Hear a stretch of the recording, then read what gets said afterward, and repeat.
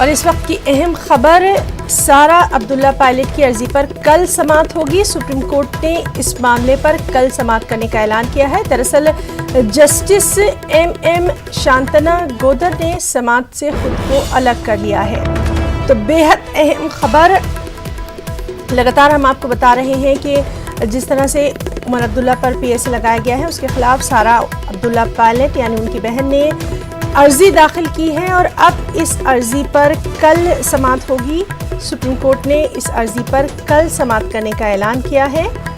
Justice M Shantana गोदर ने समाज से खुद को अलग किया है। और चलिए सीधे रुख करेंगे हमारे साथी सुशील पांडे का। सुशील, अब जो समाअत है, सुनवाई है, उसके लिए कल का दिन मुकर्रर किया गया है, क्या वजूहात पेश की गई?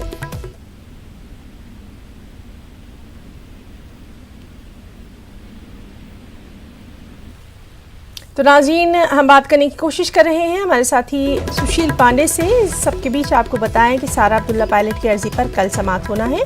सुप्रीम कोर्ट ने कल के लिए सुनवाई का दिन अब मुकर्रर किया है। काफ़ी अहम मामला रहा है। लगातार सुशील से इस मामले पर हम अपडेट जो है वो भी लेते रहे हैं और अभी जो खबर आ रही है उस पर भी हम सुशील पांडे से बात करने की कोशिश कर रहे हैं। एक बार फिर से सुशील से हम राब्ता करने की कोशिश करेंगे। सुशील, आपसे जानना चाहेंगे, सारा अब्दुल्ला पायलट की जो अर्जी है, अब सुनवाई उस पर कल होना है, क्या कुछ और तफसीलात?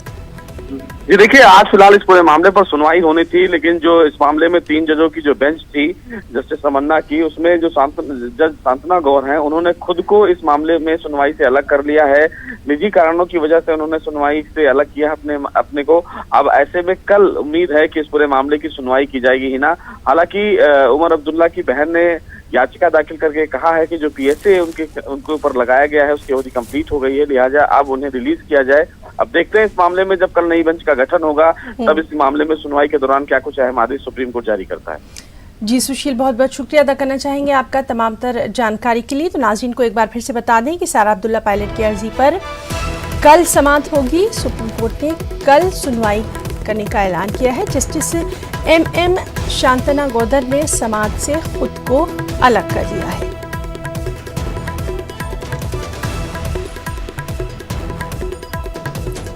तो काफ़ी अहम खबर है। सारा अब्दुल्ला पायलट की जो अर्जी है, जिसमें उन्होंने उमर अब्दुल्ला पर जिस तरह से पीएसए लगाया गया है, उसके खिलाफ उन्होंने ये अर्जी दाखिल की है और अब इस पर सुनवाई कल होना है।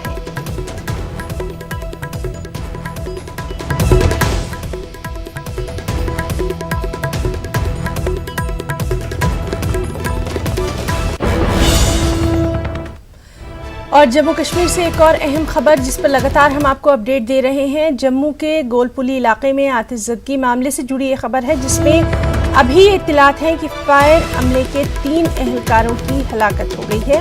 एक एहलकार की लाश बरामद कर ली गई है। जिस तरह से हम अपने साथी समीर भट्ट से सुबह बात कर रहे थे, उन्होंने बताया था कि लकड़ी के एक गोदाम में ये आग लगी थी। सुबह की अवलीन सातों में ये आग लगी थी और उसके बाद से जंगी पैमाने पर यहाँ रेस्क्यू का काम भी किया जा रहा था। समीर ने जिस तरह से जानकारी दी थी कि फायर अमले के 3 एहलकार जो हैं वो कहीं ना कहीं इसमें फंस गए हैं, हालांकि उनको निकालने की कोशिश की जा रही थी। और अब ये अफसोसनाक खबर आई कि उन 3 एहलकारों की हलाकत हो गई है। एक एहलकार की लाश जो है इसमें बरामद कर ली गई है। हालांकि पुलिस जो है वो मामले की तफ्तीश में लग गई है कि लकड़ी का गोदाम था, वहाँ पर ये आग जो है वो कैसे लगी। मजीद तफसीलात पर लगातार हमारी नज़र बनी हुई है। और चलिए एक बार फिर से हम रुख करेंगे हमारे साथी समीर भट्ट का। समीर, सुबह जब हम आपसे बात कर रहे थे उस वक्त भी ये बात हो रही थी कि जंगी पैमाने पर वहाँ पर रेस्क्यू का काम जो है वो जारी है। अभी की तफसीलात चाहेंगे? देखिए, बहुत ही दर्दनाक वाक़ा हुआ है और 3 हमारे जो एहलकार हैं और जो आग बुझाने वाला अमला है, उससे 3 एहलकारों की मौत हो गई है। पुलिस का ऐसा कहना है। एक एहलकार की लाश बरामद हुई है, उसका नाम विमल रैना है। वो इसमें जो आग है उसमें जो मलबा जब जो गिरा तो उस मलबे में वो दब से उनकी मौत हो गई है। और 2 और हैं, मोहम्मद असलम और रतन सिंह। उनकी भी कहा जा रहा है कि डेथ हुई है, लेकिन उनकी बॉडीज को अभी रिकवर नहीं किया गया है। उनके 2 लोग और जख्मी हो गए हैं, जिनको जीएमसी हॉस्पिटल में जो जो अमला था, जी। आग बुझाने वाला अमला के 2 और एहलकार जख्मी हो गए, उनको जीएमसी हॉस्पिटल में भर्ती किया गया है।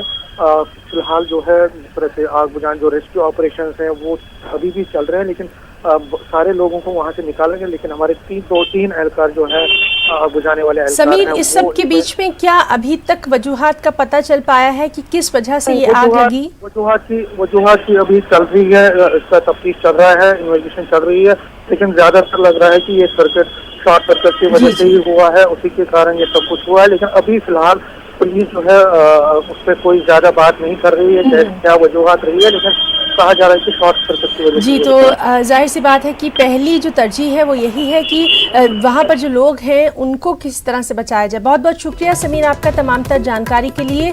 लगातार आपसे हम अपडेट ले रहे हैं। नाज़रीन, अहम खबर, जम्मू के गोलपुली इलाके में आतिशबाजी का वाक़या पेश आया। लकड़ी के गोदाम में ये आग लगी थी और फायर अमले के 3 एहलकारों की हलाकत की खबर आई है। फिलहाल एक एहलकार की लाश बरामद कर ली गई है।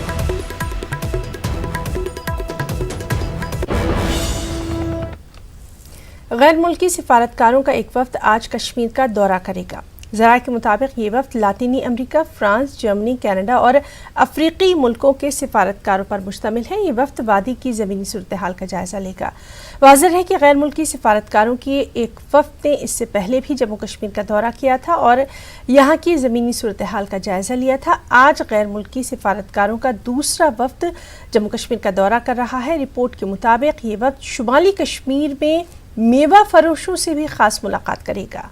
श्रीनगर में मीडिया नुमाइंदों, सिविल सोसाइटी ग्रुप और सियासत से वाबस्ता अहम लोगों से भी ये वफ्द मुलाकात करेगा। सिक्योरिटी फोर्सेस भी सिक्योरिटी के हवाले से वफ्द को जानकारी फराहम करेंगे।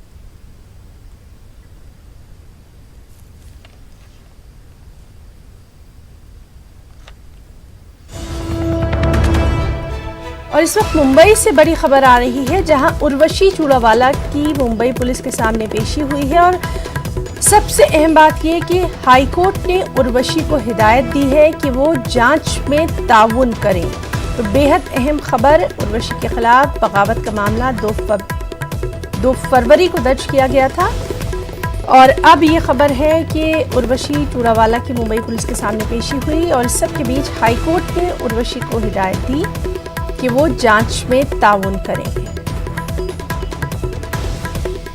उर्वशी के खिलाफ बगावत का मामला 2 फरवरी को दर्ज किया गया है। उर्वशी चूड़ावाला की मुंबई पुलिस के सामने पेशी से जुड़ा ये मामला है, जिसमें हाईकोर्ट ने उर्वशी को ये हिदायत दी है कि वो जांच में ताउन करें। और चलिए सीधे रुख करेंगे हमारे साथी प्रशांत पांडे का। प्रशांत, आपसे जानना चाहेंगे, काफ़ी अहम मामला रहा है ये और अभी तक इस मामले में क्या कुछ पेशरफ्त, क्या कुछ किया गया?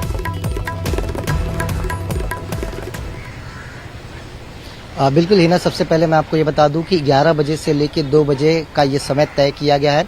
इसी के बीच जो है उर्वशी चूड़ावाला को जो है मुंबई के आज़ाद मैदान पुलिस स्टेशन के सामने हाजिर होने का आदेश दिया गया, लेकिन अभी तक उर्वशी चूड़ावाला नहीं पहुंच पाई क्योंकि 11 से 2 बजे के बीच का समय तय किया गया है। सबसे अहम बात मैं आपको बताऊं कि ये मेरे पीछे आप देखें तो आज़ाद मैदान ये पुलिस स्टेशन है, यहीं पर उर्वशी कुछ समय बाद या किसी भी वक्त 2 बजे के पहले यहाँ पर हाजिर हो सकती है। और जांच में जिस तरह से आदेश हाईकोर्ट ने दिए हैं कि उनके ऊपर जिस तरह से देशद्रोह का मामला 2 फरवरी को आज़ाद मैदान पुलिस स्टेशन में दाखिल किया गया था, तो उस वक्त से वो फरार नजर आ रही थी। उसके बाद एंटीसिपेटरी बेल के लिए उन्होंने सेशंस कोर्ट का दरवाजा खटखटाया था उर्वशी ने, जहां पर सेशन कोर्ट ने उनकी इस याचिका को खारिज कर दी थी। उसके बाद बॉम्बे हाई कोर्ट का दरवाजा खटखटाया, जहां बॉम्बे हाई कोर्ट ने उनकी गिरफ्तारी पर रोक लगाते हुए इंटरिम रिलीफ दिया है, लेकिन ये कंडीशन दिया है कोर्ट ने कि जांच में पूरा सहयोग उर्वशी को करना है, पुलिस के सामने 11 बजे से लेकर 2 बजे के बीच हाजिर होना है और साथ ही उनका जो मोबाइल और सिम कार्ड है वो पुलिस स्टेशन में उन्हें दर्ज करना देना होगा। और उसके बाद मुंबई और थाने, यानी थाने में रहती है और मुंबई में उनका आना जाना है, तो ये 2 जगह छोड़कर वो कहीं बाहर नहीं जा सकती जब तक पूरा जांच नहीं होता है। और आखिरी फैसला जब हाई कोर्ट इनके अंतरिम जमानत पर लेगा तो उसके बाद आगे की कार्रवाई की जाएगी। तो यही बड़ी चीज मानी जा रही है। जिस तरह से शरजील इमाम का उन्होंने समर्थन किया था, जिस तरह से देशद्रोह के नारे लगाए थे, और उसके बाद देशद्रोह का मामला जब मुंबई पुलिस की तरफ से दाखिल किया गया तो 2 फरवरी से लगातार उर्वशी जो है फरार थी, मुंबई पुलिस के कांटेक्ट में नहीं थी और ना ही उनके परिवार और ना ही साथीदारों के कांटेक्ट में थी, और अदालत का रुख कर रही थी एबीए के लिए, यानी अपनी अग्रिम जमानत के लिए। तो हाई कोर्ट ने कल फैसला देते हुए उनको इंटरिम रिलीफ दिया है, गिरफ्तारी पर रोक लगा है, लेकिन ये एक शर्त दी है कि मुंबई पुलिस के सामने वो खुद पेश हो और मुंबई पुलिस की जांच की प्रक्रिया में पूरा सहयोग करे। तो ये उम्मीद लगाई जा रही है कि 11 से 2 के बीच किसी भी वक्त उर्वशी चूड़ावाला जो है मुंबई के आजाद मैदान पुलिस स्टेशन पहुंचेंगी जांच के लिए। जब यहाँ पर पहुंचती तो देखना होगा कि पुलिस क्या कुछ उनसे सवालात करते हैं, क्योंकि पुलिस ने यह दावा किया था कि जब शरजील इमाम के समर्थन में नारेबाजी उर्वशी लगा रही थी तो उसके वीडियोग्राफी जो है मुंबई पुलिस ने बनाई थी, और उसी के बिना पर देशद्रोह का मामला जो है उर्वशी के खिलाफ दाखिल किया गया था, और तब से वो फरार बताई जा रही थी। तो बहरहाल आज जब वो मुंबई पुलिस के सामने हाजिर होंगी तो देखना होगा कि क्या कुछ अहम खुलासे उर्वशी की तरफ से की जाते हैं और मुंबई पुलिस इस मामले में क्या कुछ अहम कार्रवाई आगे करती है। जी प्रशांत, बहुत बहुत शुक्रिया अदा करना चाहेंगे आपका तमाम तर तफसीली जानकारी देने के लिए। लगातार अहम खबर पर नजर बनी हुई है। आपको बता दें कि मुंबई से ये अहम खबर है, जहां उर्वशी चूड़ावाला की मुंबई पुलिस के सामने पेशी होना है। जिस तरह से अभी प्रशांत पांडे हमें तफसीलात दे रहे थे कि 11 से 2 के दरमियान मुंबई पुलिस ने उनको ये हिदायत जारी की है कि वो हाजिर हों। हाई कोर्ट ने खास तौर पर हिदायत दी है कि उर्वशी जांच में ताउन करें, और उसके बाद क्या कुछ कार्रवाई होगी वो उस पर भी लगातार हमारी नजर बनी हुई है।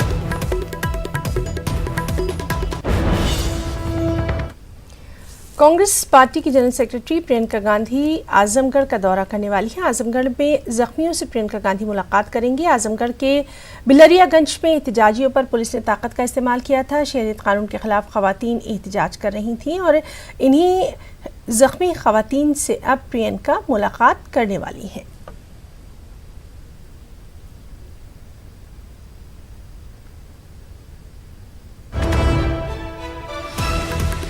और बेहद अहम खबर, पुदुचेरी असेंबली में करारदाद पेश की गई है। शहरियत तरमीमी कानून के खिलाफ ये करारदाद पेश की गई है। असेंबली का खुसूसी इजलास इस सिलसिले में तलब किया गया है।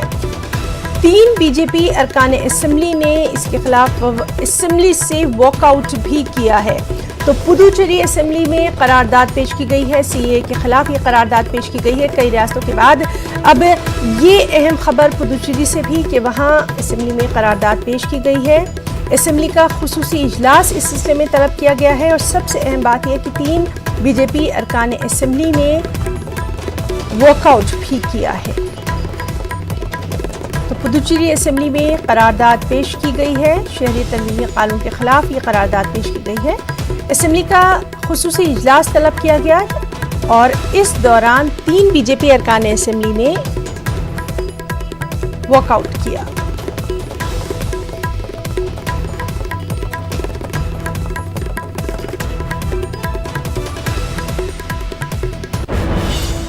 खबरों में आगे बढ़ेंगे। आसाम एनआरसी का डेटा ऑफलाइन होने के मामले में नई पेशरफ्त हुई है। इस मामले पर वजारत दाखिला का बयान सामने आया है। वजारत दाखिला का कहना है कि क्लाउड में कुछ तकनीकी मुश्किलात दरपेश हैं, इसी वजह से सरकारी वेबसाइट पर डेटा दस्तयाब नहीं हो पा रहा।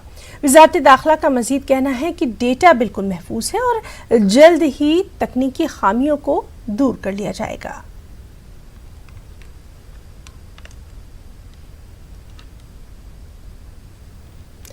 अरविंद केजरीवाल 16 फरवरी को वज़ीर आला के ओहदे का हलफ लेंगे। इस बीच आज आपके नौमुंतखब अरकान असेंबली की अहम मीटिंग होना है।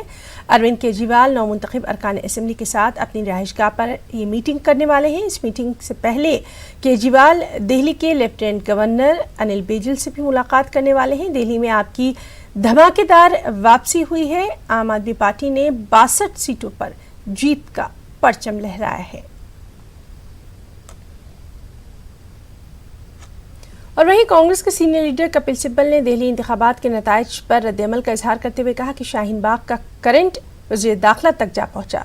कपिल सिब्बल ने यह भी कहा कि दिल्ली के नतीजों का असर बिहार और आने वाली दूसरी रियासतों के इंतखाबात पर भी देखने को मिलेगा। मुझे भी लगता है कि जिन जिन प्रदेशों में चुनाव हुए हैं, अगर आप उन चुनावों की लोकसभा चुनाव की तुलना करें तो साफ जाहिर है कि राज्य सरकारों में, राज्य के चुनाव में बीजेपी को बहुत हार मिलती जा रही है, एक चुनाव से अगले चुनाव तक। और अब दिल्ली में तो ऐसी हार मिली है कि जो करंट ईवीएम का शाहीन बाग तक पहुंचना था, वो शाहीन बाग का करंट होम मिनिस्टर तक पहुंच गया। और मैं समझता हूं कि अगले चुनाव जो बिहार में होने वाला है दिसंबर में, वहां भी ऐसा ही करंट होम मिनिस्टर तक पहुंचेगा। दिल्ली इंतखाबात में एक बार फिर आपने जबरदस्त कामयाबी हासिल की। मरकजी वजीर मुख्तार अब्बास नकवी ने कहा कि अवाम के फैसले का हम खैर मकदम करते हैं। उन्होंने ये भी कहा कि उनकी पार्टी ने जोर शोर से इंतखाब लड़ा, अवाम ने फैसला आपके हक में दिया। ये आखिरी इंतखाबात नहीं है, आगे हम और मेहनत से काम करेंगे। पार्टी अपने परिश्रम और प्रयास से संतुष्ट है और जो परिणाम है उसका सम्मान है। तो जहाँ तक प्रयास की सवाल था, परिश्रम का सवाल था, एक एक कार्यकर्ता ने, एक एक नेता ने पूरी मजबूती के साथ दिल्ली के लोगों के लिए, दिल्ली के लोगों के सरोकार के लिए जो काम हम करना चाहते हैं उसके लिए लोगों के बीच में गए। अब परिणाम जो आया उसका सम्मान है। जनादेश जो है वो, जनादेश की मालिक जो है वो जनता होती है और जनतंत्र में का तकाजा भी यही है कि आप परिश्रम करिए, प्रयास करिए, परिणाम आए तो उसका सम्मान करिए।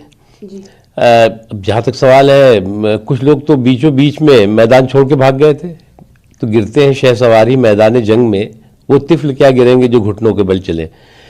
तो भारतीय जनता पार्टी मजबूती से लड़ी और कोई भी चुनाव और कोई भी रिजल्ट आखिरी रिजल्ट नहीं होता।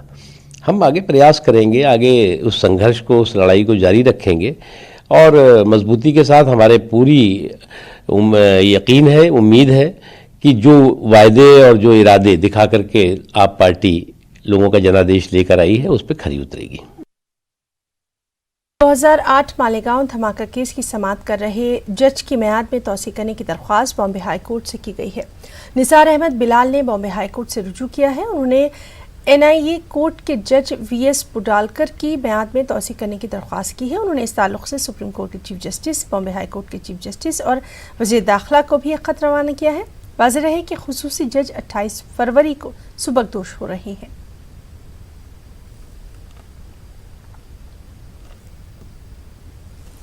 कर्नाटक असेंबली में रियासती बजट पेश होने वाला है। इस दौरान कर्नाटक के वज़ीर आला से मुस्लिम नुमाइंदों के एक वफ़द ने मुलाकात की है। बेंगलुरु के विधानसभा में वज़ीर आला येडियूरप्पा ने मुस्लिम नुमाइंदों के इस वफ़द से मुलाकात की। मुस्लिम एमएलएज़ ने वज़ीर आला येडियूरप्पा से दरख्वास्त की कि महकमा अक़लियती बहबूद के बजट में इजाफा किया जाए। 5 मार्च को कर्नाटक असेंबली में ये बजट पेश किया जाना है। यही चलता आ रहा है, उसी तरीके से हमने लोगों ने सब मिलकर ये की गुजारिश की कि तकरीबन 3000 रुपये का जो बजट था, 3000 करोड़ रुपए का बजट देने के लिए हमने मांग की है और हमारे जितने भी प्रोग्राम थे वो प्रोग्राम को बहाल करने के लिए और सफिशिएंट पैसा देने के लिए गुजारिश की गई है। लेकिन हमारा ये डिमांड सीएम से इतना ही था कि जितना पहले था उससे कम मत कीजिए। आखिर में उन्होंने, चीफ मिनिस्टर भी ये बोला कि मैं जितना 99% आप मेरे ऊपर भरोसा रखिए, मैं जितना हो सकता है उतना वो पूरा कंटिन्यू करने की कोशिश करूँगा, क्योंकि सेंट्रल गवर्नमेंट से मुझे 30,000 करोड़ कम आ रहे हैं, इसलिए डेवलपमेंट वर्क के लिए मुझे पैसा थोड़ा कम पड़ रहा है। इसलिए जितना हो सकता है माइनॉरिटीज़ के लिए मैं जितना था उतना मैं करने की कोशिश करूँगा। बल्कि रिस्पांस अच्छा था। तो शाहीन का मामला कहाँ तक पहुँचा सके? शाहीन के बारे में भी चर्चा हुई थोड़ा। कहाँ पे? यहाँ पे शाहीन के मीटिंग में चर्चा हुई और मंगलूर के बारे में चर्चा हुई। ऐसा माइनॉरिटीज़ के ऊपर ऐसा झूठे झूठे केस डाल के ऐसा अगर प्रॉब्लम नहीं किए तो सरकार का और हमारे देश का बहुत ही नाम खराब होगा। पूरे देश में चर्चा चल रही है, इसके लिए सेपरेट टाइम देना बोले तो सीएम सेपरेट टाइम दे तो बोला। अग्रिकला मागाम के शाहिद अयूब नामी नौजवान मुसव्वरी में अपना लोहा मनवा रहे हैं। शाहिद अयूब ने मुसव्वरी में कई लाजवाब नमूने तैयार किए हैं, लेकिन हाँ, उन्हें हुकूमत की जानिब से माली मदद और बेहतर प्लेटफॉर्म की भी बेहद ज़रूरत है। पेशे मागाम से हमारे साथी मुनीर हुसैन हुर्रा की एक खास रिपोर्ट।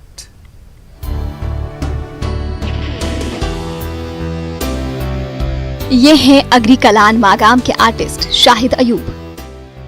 शाहिद बचपन से ही खुदादाद सलाहियतों के मालिक थे। शाहिद ने अभी तक कई बेहतरीन तस्वीर बनाई हैं। शाहिद अयूब इस छोटी उम्र में एक बेहतरीन आर्टिस्ट के तौर उभर रहे हैं। इसके घर वालों के मुताबिक शाहिद बचपन से ही कागजों पर मुख्तलिफ तस्वीर बनाता रहता था। शाहिद हाथ में कलम लेकर देखते ही देखते किसी की भी हूबहू तस्वीर बना लेते हैं। मुझे बचपन से ही बहुत शौक था इस स्केचिंग में वगैरह, और मैं उस टाइम में पेंटिंग भी कर रहा था, लेकिन उतनी अच्छी नहीं हो रही थी। उस टाइम में शायद लगभग केजी क्लास में था जब मुझे इसमें शौक बढ़ा। जब मैं चढ़ता गया ऊपर क्लासेस तो मेरे अंदर जो शौक था वो बहुत बढ़ गया। मैंने पहली बार उसकी तरफ जब नोटिस लिया, जब मैंने देखा कि इसमें ये रुझान अच्छा है, वो तब मुझे ये देखने में आया जब इसने अपना ये मकान जो है ये एक दिन ये शक्ल बनाई थी, और उसके सामने इसने अपने जो ग्रैंडफादर है अब्बाजान जिसको हम बोलते हैं उसको बनाया था। शाहिद अयूब ने जम्मू कश्मीर के लेफ्टिनेंट गवर्नर गिरीश चंद्र मुर्मू की भी तस्वीर बनाई है। शाहिद ने गुज़िश्ता साल 29 नवंबर को बीरवा में मुनाकिदा एक तकरीब में एलजी को वो तस्वीर बतौर तोहफा दी थी। एलजी भी इनके फन से काफी मुतासिर हुए थे। उन्होंने शाहिद की खूब तारीफ की थी। लेफ्टिनेंट गवर्नर ने मौके पर ही शाहिद से मुलाकात करने की बात कही थी, मगर शाहिद अभी तक लेफ्टिनेंट गवर्नर की जानिब से दावतनामे के मुंतजिर हैं। बीरवा में गवर्नर आया था, उसको भी मैंने वो एक स्केच दिया था, तो गवर्नर साहब बहुत खुश हुए। उसने बाद में मुझे बोला कि अपनी डिटेल्स वगैरह दो तो हम आपको इनवाइट करेंगे जल्दी। तो फिर अब तक इनविटेशन नहीं आया मुझे, और मुझे बहुत शौक था कि मैं उसके साथ बात करूं, उसके साथ उसको बोलूं अपने दिल के जो भी मुझे मतलब कुछ करना था मैं उसको बोलूं। शाहिद अयूब ज्यादातर सियासी शख्सियात और सरकर्दा शख्सियात की तस्वीर बनाते हैं। एक तो फारूक अब्दुल्ला का बनाया था, बीएमओ पटन का बनाया था, डॉक्टर मसरत इकबाल, और एक्स सीएम जो है उमर अब्दुल्ला, और भी बनाया था 2-3 मिनिस्टर्स का, और एपीजे अब्दुल कलाम का भी मैंने बनाया था। शाहिद ने अब तक कई कौमी और बैनुल-अक़वामी मुकाबलों में हिस्सा लिया है। उन्होंने कई मुकाबलों में पोजीशन भी हासिल की है। शाहिद पटन में कायम IGI में ड्राफ्टिंग का कोर्स कर रहे हैं। इंटरनेशनल लेवल पे मुझे कंपटीशन हो रहा था, तो मैंने उसमें हिस्सा लिया भुवनेश्वर में, उड़ीसा भुवनेश्वर में। वहाँ पे एक तो सारे स्टेट्स थे इंडिया के, और बांग्लादेश भी था वहाँ पे। तो इतने सारे बच्चों के सामने फिर जब मैंने कंपटीशन वहाँ पे हिस्सा लिया, तो फिर पोर्ट्रेट कंपटीशन में मुझे फर्स्ट प्राइज मिला वहाँ पे।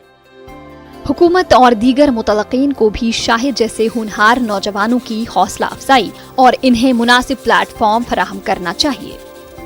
न्यूज़ 18 उर्दू के लिए मागाम से मुनीर हुसैन हुर्रा की रिपोर्ट।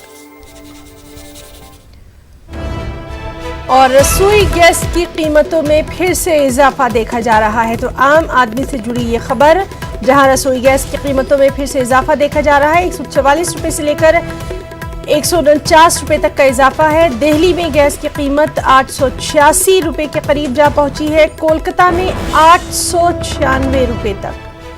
तो रसोई गैस की कीमतों में ये इजाफा देखा जा रहा है। और आपको बताएं कि 144 रुपए से लेकर 149 रुपए तक का ये इजाफा देखा जा रहा है। सिर्फ अगर दिल्ली की बात करें तो दिल्ली में गैस की कीमत 886 रुपए के करीब जा पहुंची है, कोलकाता में 896 रुपए।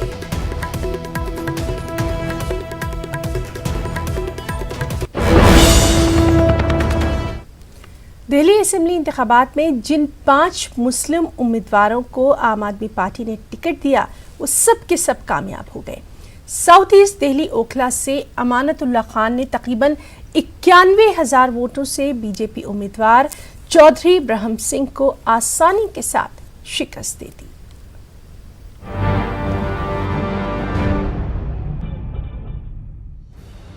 दिल्ली असेंबली इंतखाब में जिन 5 मुस्लिम उम्मीदवारों को आम आदमी पार्टी ने टिकट दिए थे वो सब के सब कामयाब हो गए।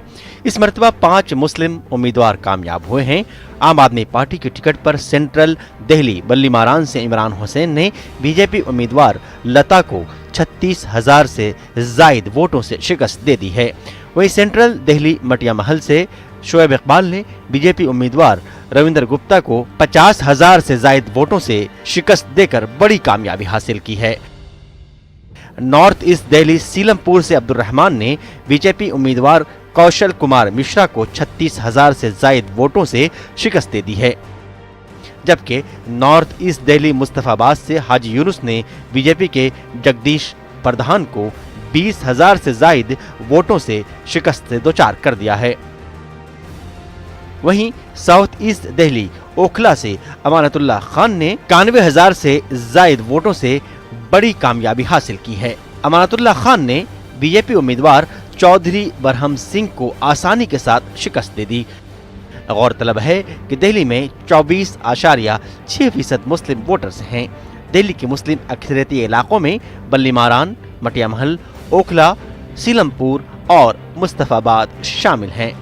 इन्हीं इलाकों से आपने 5 उम्मीदवारों को टिकट दिया था, जो सब के सब कामयाब हुए। इस तरह से दिल्ली कानून साज असेंबली में मुसलमानों की तादाद अब 5 हो गई है, जबकि 2015 में आपने 4 मुस्लिम उम्मीदवारों को टिकट दिया था और उस मर्तबा भी सब के सब जीते थे। दिलचस्प बात यह है कि कामयाब होने वाले मुस्लिम उम्मीदवारों के मुकाबले में कांग्रेस पार्टी ने भी उन्हीं असेंबली हलकों से मुस्लिम उम्मीदवार खड़े किए थे, जो हार गए। दिल्ली असेंबली इंतखाबात में बीजेपी ने एक भी मुस्लिम उम्मीदवार को टिकट नहीं दिया था। इस तरह अब 70 नशिस्तों पर मुश्तमिल दिल्ली असेंबली में अब 5 मुस्लिम उम्मीदवार अपने हलकों की नुमाइंदगी करेंगे, यानी 2015 के मुकाबले में एक मुस्लिम उम्मीदवार का इजाफा हुआ है। Bureau report, news 18 Urdu. खबरों में इतना ही। आदाब।